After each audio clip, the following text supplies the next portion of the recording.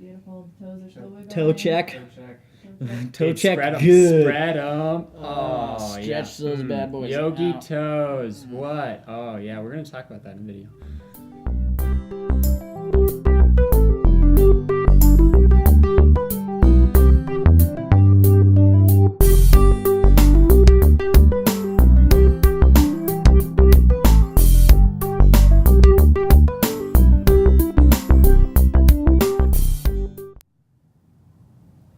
Hey guys, welcome to Seriously Lighthearted Yoga.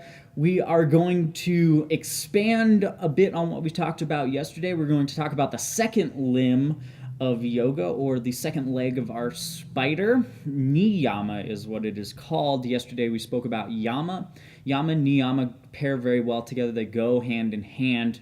But why don't you give us kind of an overview of what niyama is, Kai? So, niyama, again, 5 Sanskrit terms. I know you're getting bored of me saying this, but Sanskrit is a yogi's favorite language. So these 5 Sanskrit terms are saucha, and that is the first of the niyamas, means cleanliness. Essentially just practicing the art of cleanliness, both externally for yourself, taking showers, being clean, brushing your teeth, and then also internally as well, keeping in mind like what you eat and how that might change your internal environment. Is it something that's going to help your body, or is it something that might be a little detrimental to it? Things like that are all involved in the practice of saucha. Then there is santosha, which is essentially the practice of contentment, not having positive thoughts, not really letting the negativity get to you. That's a good practice that many people can actually make their yoga practice completely by itself. And then the third niyama is tapas. Tapas is often translated as austerity, and you can kind of think of it in like a discipline, essentially. It's a force of change that comes through discipline, in essence. And then there's the fourth niyama, which is svadhyaya, which is self-study. You keep doing that. Self-study.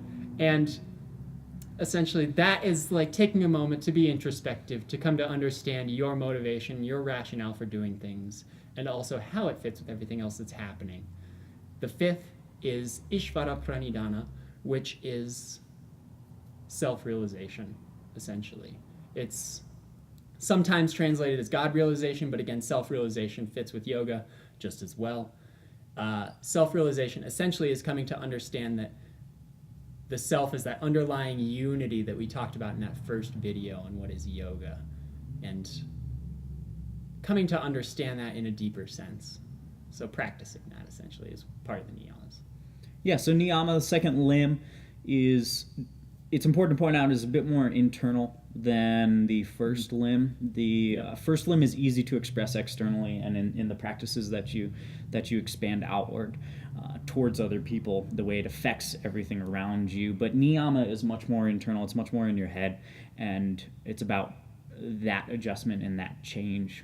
So the fruits of your labor aren't going to be as readily noticeable to everybody around you or anything around you. But you notice them very quickly. And so that's the key. It's all, again, like we've been saying time and time again, it's all about you and what you need to get out of it. So I think that wraps up today. We'll talk about all of those subsections more in the future videos to come. We'll be doing some more physical stuff tomorrow, so be prepared for that. We will see you guys then. Comment, like, share. If you have any questions, feel free to email us. Our email is available in the description for this video. Otherwise, we'll see you guys tomorrow, and give somebody a high five.